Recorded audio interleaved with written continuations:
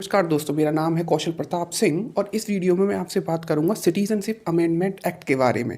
Citizenship amendment act को 2019 में दोनों सदनों से पास किया गया था, लेकिन इसे इम्प्लीमेंट नहीं किया गया। कभी बहाना लगाया गया कि कोविड-19 चल रहा है, कभी बहाना लगाया गया कि लॉस अभी तक बन के तैयार ही नहीं हुए हैं। लेकिन आखिरकार इसको जब इम्प्लीमेंट कर दिया गया तो इसमें जो कई सारी खामियां हैं उनको कैसे नज़रअंदाज कर दिया जाए।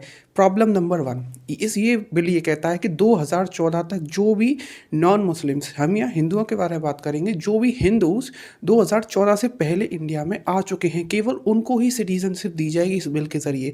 लेकिन यहाँ पे क्वेश्चन ये है, बांग्लादेश और पाकिस्तान, क्योंकि अफगानिस्तान में कोई संख्या नहीं है हिंदुओं की, यहाँ पर करोड़ों की तादाद में जो हिंदू अभी भी फंसे हुए हैं उनके बारे में क्या। क्योंकि नेहरू लियाकत पैक्ट में कहा गया था जो भी हिंदूज बांग्लादेश और पाकिस्तान में फंसे हुए हैं वो जब चाहे कभी भी भारत आ सकते हैं, लेकिन इनके बारे में सरकार ने कोई भी चिंतन नहीं किया है। ऑब्वियसली क्योंकि इलेक्शन गिमिक है, अभी इलेक्शंस आ रहे हैं तो इसको इम्प्लीमेंट कर दे रहे हैं और कोई गारंटी नहीं है कि इसको इम्प्लीमेंट करने के बाद जो यहाँ रह भी रहे हैं उन्हें कार्ड मिल भी जाए। लेकिन वहीं हम तुलना करें मुस्लिमों की, जो आ चुके हैं, उनके आधार कार्ड, उनके पैन कार्ड, उनके राशन कार्ड, उनके सब कुछ बन चुके हैं।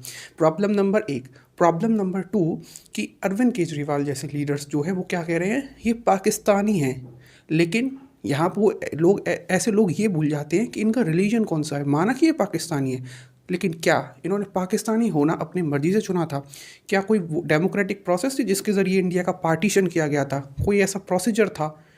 एक रात ये लोग सो रहे होते हैं ब्रिटिश राज के अंदर, लेकिन अचानक से अगले दिन जब ये उठते हैं तो इन्हें अचानक से पाकिस्तानी घोषित कर दिया जाता है। क्यों? क्योंकि किसी ने दिल्ली में फैसला ले लिया होता है कि XYZ गांव और XYZ इलाके पाकिस्तान में जाएंगे। लेकिन what about their religion? They are Hindus and they are living in the Islamic republics, Pakistan, Afghanistan and Bangladesh. So what is their fault?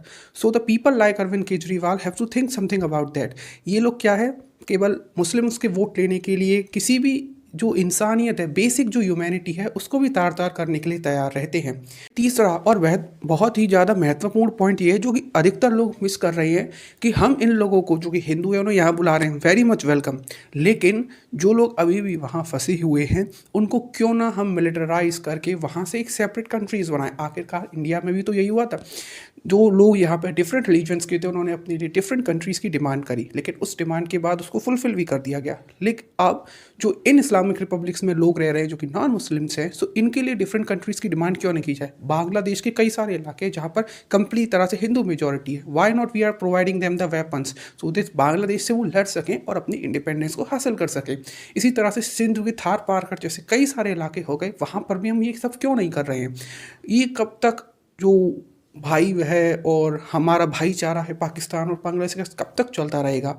Sheikh Hasina का मैं आपको एक स्टेटमेंट याद दिला देता हूँ। जब CAA के लिए प्रोटेस्ट हो रहे थे तो शेख हसीना ने क्या कहा था कि अगर इंडिया में कुछ भी होगा तो बांग्लादेश में तो प्रतिक्रिया होगी। ये स्टेटमेंट शेख हसीना का इस बारे में था कि बांग्लादेश के हिंदुओं को वहाँ के मुस्लिमों द्वारा प्रताड़ित किया जा रहा है, उनके मंदिरों को तोड़ा जा रहा है, उनकी बहन बेटियों का गौरव छीना जा रहा है। लेकिन इस बारे में शेख हसीना ने क्या कहा था? जबकि शेख हसीना को बांग्लादेश में सो कॉल्ड लिबरल माना जाता है जिया खालिदा की तुलना में। तो जब लिबरल ऐसे हैं बांग्लादेश के, तो आप सोच सकते हैं कंजर्वेटिव किस तरह के लोग होंगे। So these are the 3 main points जिनके बारे में हमें सोचना होगा और CAA को बियॉन्ड 2014 के एक्सपेंड भी करना होगा। So thank you for watching this video. See you in the next video.